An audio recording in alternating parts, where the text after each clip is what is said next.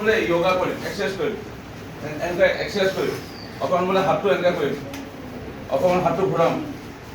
এই তেজ চলাচলটো আমাৰ ভালৰ কাৰণে আমি অকণমান বোলে ব্যায়াম কৰিম, অলপ ব্যায়াম কৰিম, অলপ ব্যায়াম কৰিম। ষ্ট্ৰেচিং বুলি কয়, ষ্ট্ৰেচিং কোনোবাই কৰি দেখাব পাৰিবা? হা, ষ্ট্ৰেচিং ষ্ট্ৰেচিং মানে জানা? কোনে দেখাব পাৰিবা ষ্ট্ৰেচিং? হা,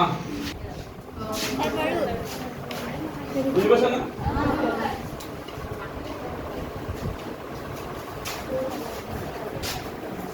বুজি পালা?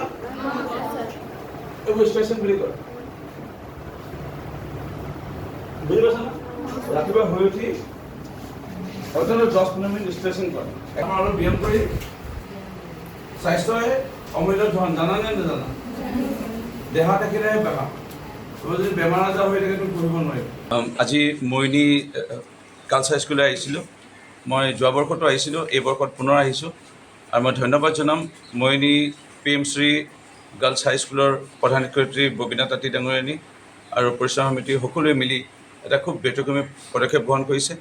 প্ৰায় 10-12 দিনীয়া এটা কৰ্মশালা আৰু বিভিন্ন ক্ষেত্ৰৰ লগত জড়িত ব্যক্তিসকলক, প্ৰশাসনিক বিষয়া হওক, আজি ৰাজনীতিবিদ হিচাপে আমাক মাতিছে, কোনোবা শিক্ষাবিদক মাতিছে, কোনোবা বিভিন্ন ধৰণৰ কৰ্মক্ষেত্ৰৰ লগত জড়িত, কোনোবাই জুৱেলাৰী বনায়, সেইসকলক ইয়ালৈ আমন্ত্ৰণ জনায়।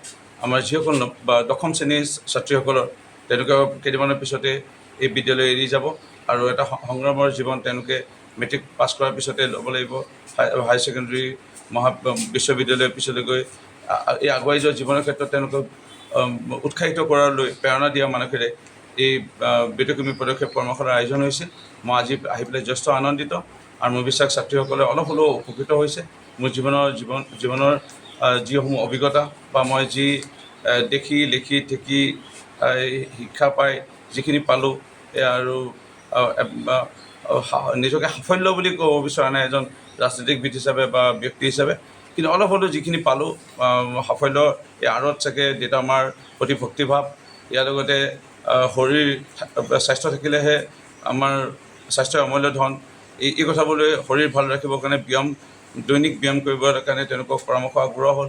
ইয়াৰ লগতে ইনষ্টাগ্ৰাম আৰু ফেচবুক এই দুটাৰ পৰা বিশেষকৈ এই যুৱচাম ধ্বংস পথত গৈছে।